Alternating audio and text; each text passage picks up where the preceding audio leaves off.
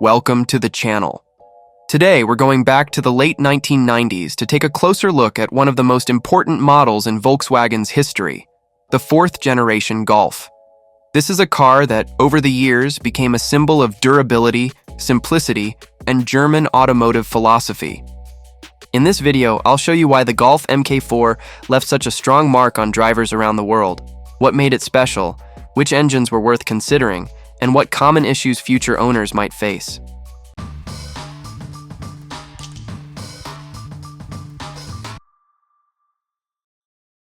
The Volkswagen Golf Mk4 debuted in 1997 as the natural successor to the hugely popular Mk3. But the fourth generation brought more to the compact segment than just another evolutionary step. It was a model that bridged the gap between the compact class and the mid-size segment, raising the bar not only for the competition, but also for Volkswagen itself. Right from the start, it was clear that the Golf Mk4 had been designed with durability, functionality, and timelessness in mind. This wasn't a car meant to turn heads with flashy styling, quite the opposite. Volkswagen's designers chose a clean, technical form and a conservative look that turned out to be a brilliant decision. The body was compact and well-proportioned, no line was excessive, and every crease served a purpose.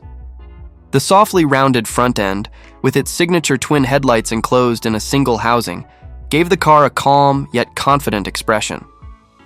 These lights were both modern and classic, perfectly fitting the turn-of-the-century aesthetic without trying to shock. The rear design was also simple and organized, with horizontal taillights and a wide tailgate. A textbook example of practical design. Every line of the body seemed carefully thought out to withstand the test of time. The Golf Mk4 didn't chase trends. It set its own, timeless style that appealed to a wide range of customers. Thanks to that, it wasn't just a hit. In Europe, it also did well in more style-conscious markets like Japan and the United States. Solid bumpers, thick side moldings, high-quality paint, and tight panel gaps gave the Golf Mk4 a mature look and inspired confidence. Even base versions without chrome trim or alloy wheels didn't look cheap. They were neat, balanced, and practical. It's worth noting that the Mk4 was one of the first cars in this class to use galvanized body panels and advanced anti-corrosion treatments. Yes, rust could still appear over time, especially around the wheel arches and doors. But compared to many competitors, the Golf held up very well. Today, over 2 decades later, a well-maintained Mk4 can still look fresh. Its design hasn't aged nearly as badly as some Japanese or French rivals from the same era. There are still examples out there that, with good paint, basic detailing, and tasteful modifications, look like modern classics. And that's probably the best proof that the Golf Mk4 really was built to last, not just mechanically, but visually as well. Inside, Volkswagen focused on build quality and ergonomics. The dashboard materials were surprisingly good for the time, and the panel fitment was excellent. Controls were well placed, the analog gauges were easy to read, and the seats were wide and comfortable. It wasn't just functional, it was genuinely pleasant to drive and be in, especially for a compact. Technically, the Golf Mk4 impressed with its variety and flexibility. It could be everything: a budget city car, a comfortable family vehicle, or even a serious performance machine. Under the hood, the engine range was broad. On the petrol side, the lineup started with 1.4 and 1.6-liter engines, relatively simple units that didn't impress with power but made up for it with low fuel consumption and ease of maintenance. They were perfect for urban driving and daily commutes. A step up were the 1.8 and 2.0-liter engines, more powerful but still economical. Especially popular was the turbocharged 1.8T engine, available with up to 180 horsepower.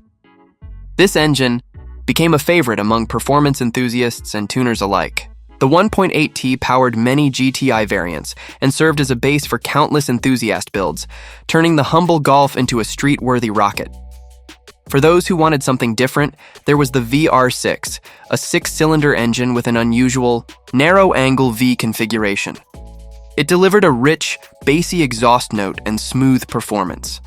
The VR6 had a premium character and offered strong acceleration with a unique personality. At the top of the petrol range was the legendary R32, without a doubt one of the most iconic Golfs ever built. Its 3.2-liter six-cylinder engine delivered 241 horsepower and could sprint from 0 to 100 km/h in about 6.5 seconds. Thanks to the 4-motion all-wheel drive system based on Haldex, it had excellent grip in all conditions. The R32 also stood out visually, with sportier bumpers, larger wheels, bucket seats, and twin center exit exhausts. Today, it's a true collector's item, but the Golf 4 wouldn't have become such a legend without the diesel engines, especially the iconic 1.9 TDI. Offered in multiple power levels, from 90 to 150 HP, these engines became famous for their low fuel consumption and bulletproof reliability.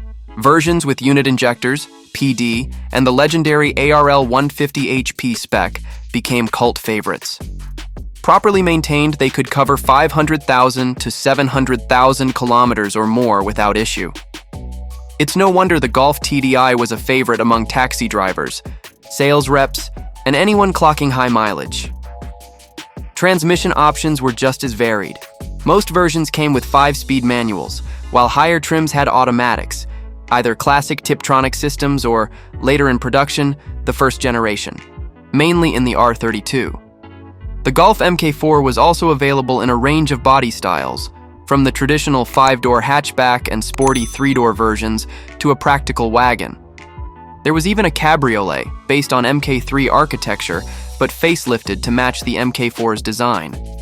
Of course, the Mk4 wasn't perfect. Rust could still be an issue, especially around wheel arches and sills.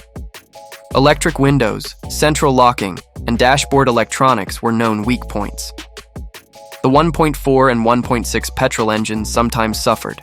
Ignition coil failures, and the 1.8T required regular turbo and oil maintenance to stay reliable. Still, the Golf Mk4 remains one of the most balanced compact cars of its time. It was practical, durable, and offered a huge range of trims and features. Most importantly, it earned the trust of millions of drivers around the world, and that trust translated into millions of units sold. Today, the Mk4 is gradually becoming a young-timer. Well-maintained examples, especially those with more powerful engines, are starting to increase in value. It's not just a reminder of Volkswagen's golden years, it's still a solid, characterful car with collector potential. If you enjoyed this video, don't forget to subscribe and check out my other content. You're sure to find something interesting. And remember, every like and comment helps the channel reach more viewers. Thanks for watching, and see you next time.